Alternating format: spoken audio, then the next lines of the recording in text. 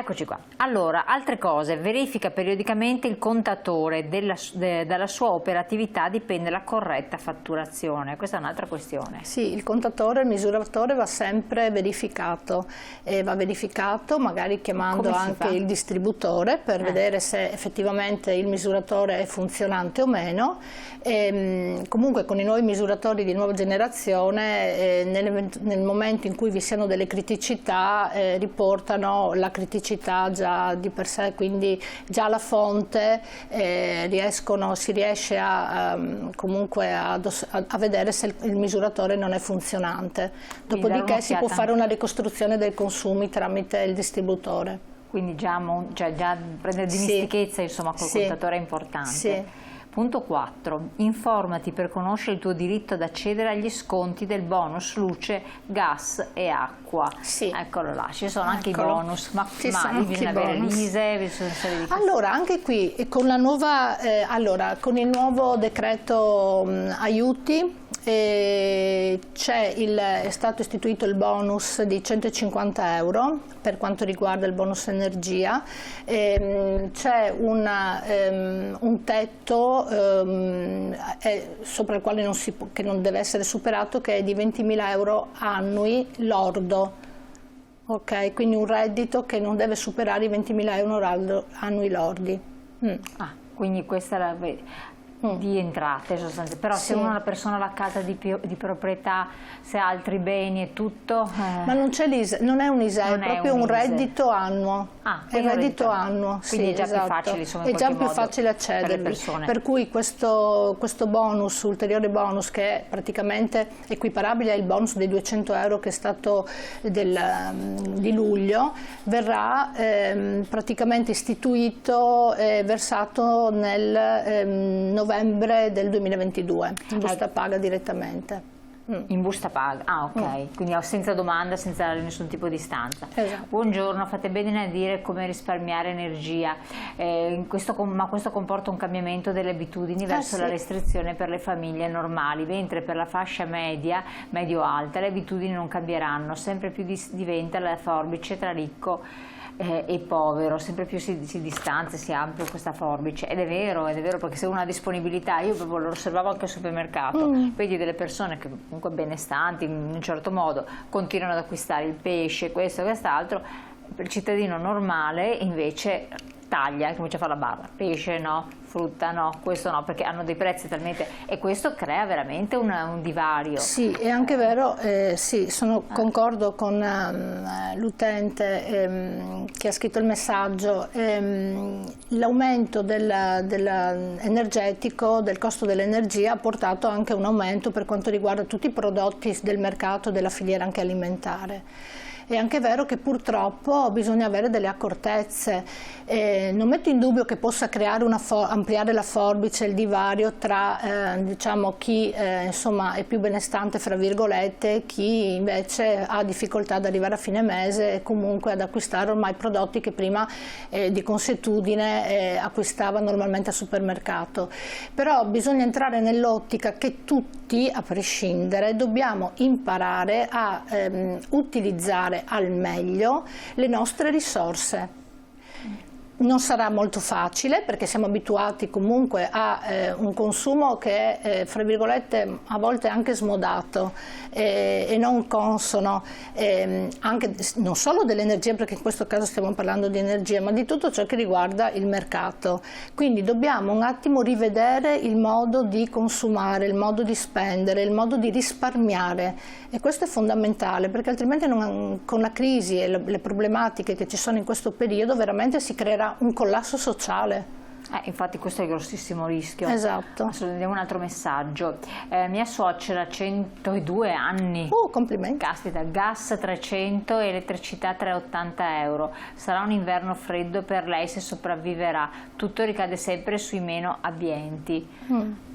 Questo anche per le persone poi nelle case di riposo, dove si rischiano di vedere anche la retta aumentata. Comunque è un caso chiaro. Come quest'estate dovevano usare il condizionatore perché faceva un caldo pazzesco, se no gli anziani morivano, ma sono trovati bollette pazzesche. Esose, veramente elevate. Qui dico, serve veramente una politica energetica di emergenza, ma che sia fattiva. Ma voi come associazione consumatori avete fatto delle istanze a questo proposito? Noi, guardi, allora, quello che noi stiamo facendo è proprio quello di promuovere il consumo responsabile in tutti i versi, in tutti i campi, in tutti i fronti, a partire dall'energia, a partire dall'alimentare, l'economia finanziaria familiare, cioè cercare in qualche modo di centellinare, di risparmiare in modo tale da riuscire nell'arco di un anno a risparmiare il più possibile. Purtroppo questo noi possiamo per ora proporre, istanze ce ne sono tutti i giorni, ne facciamo in continuazione, ne promuoviamo in continuazione. È vero anche che il periodo storico, economico e sociale è difficilissimo. Infatti.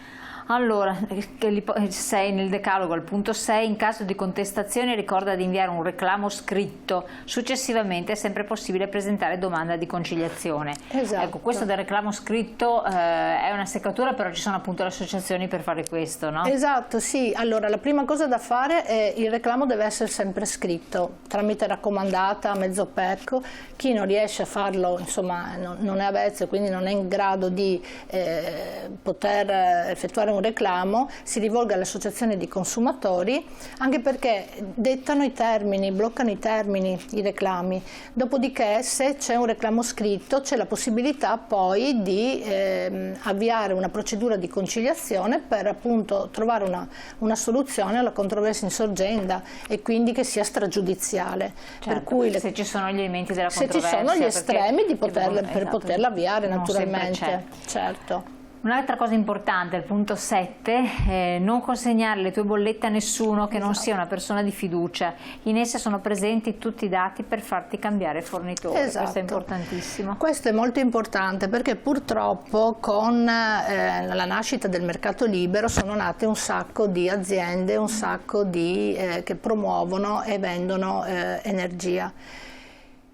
Solitamente le aziende non fanno porta a porta, le aziende serie, fra virgolette, non fanno porta a porta, non chiamano a casa i propri utenti, bensì inviano delle lettere, delle comunicazioni direttamente al proprio cliente. Non consegnate mai le vostre fatture, non consegnate mai i vostri dati personali, il vostro codice fiscale, il documento d'identità, perché poi vi ritrovate con senza saperlo, dei contratti effettuati in nome per vostro conto da delle persone che, insomma, o da delle aziende che purtroppo nel mercato non si comportano in maniera cristallina.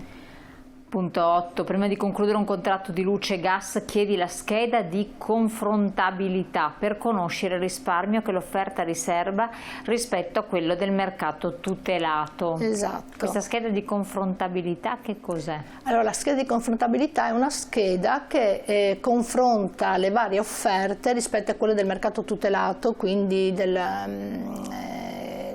che ha un prezzo variabile che varia di 3 mesi in 3 mesi, e sono delle schede appunto che confrontano le varie offerte, i vari prezzi all'interno di un paniere di società e di fornitori. Che ci deve essere quindi dato. Esatto, non tutte ce l'hanno, possiamo rivolgersi sempre al portale e quindi ad ARERA, al portale offerte. La scheda di confrontabilità è comunque anche lì è presente anche in questi portali. Volevo ricordare, prima ci siamo dimenticate, che nell'eventualità venissero sottoscritti dei contratti, anche, stiamo parlando di energia, quindi energetici, luce e gas, fuori dai locali commerciali. Quindi, nel punto 9 questo. Esatto, all'interno delle proprie abitazioni o fuori per strada vi fermano, c'è il diritto di ripensamento e di recesso, quindi entro 14 giorni l'utente ha il diritto di esercitare questo ripensamento e recesso senza nessun problema. Perfetto. Questo è importante. È importantissimo anche perché giorni. Trascorsi questi 14 giorni, entro 3 mesi, dai 30 ai 60 giorni, 30 ai 90 giorni, c'è lo switch all'altra compagnia. Quindi attenzione. Dicevamo le 10 regole per risparmiare, arrivare a superare i 4.000 euro, una cosa che già risulta allettante. Partiamo visto che parliamo di consumi, io direi consumi energetici per restare sull'energia.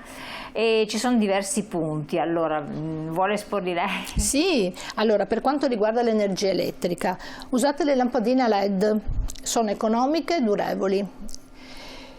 Perfetto. Bisogna tenere il frigorifero almeno 10 cm scostato dalla parete e non riempirlo troppo, utilizzare una temperatura che sia adeguata a tutti i cibi, agli alimenti, alle pietanze, dopodiché nel periodo in cui magari si è assenti dall'abitazione per un periodo di tempo, magari anche prolungato, chiudere e staccare, svuotare il frigorifero, pulirlo, e staccarlo, oppure abbassare la temperatura, perché il frigorifero veramente mangia, come fra virgolette, tantissima energia. È energivoro. Allora, dopo per quanto riguarda la lavatrice e la lavastoviglie, solo a pieno carico con programmi eco. Parliamo ancora di questo, dei risparmi, dopo la pubblicità, tra poco.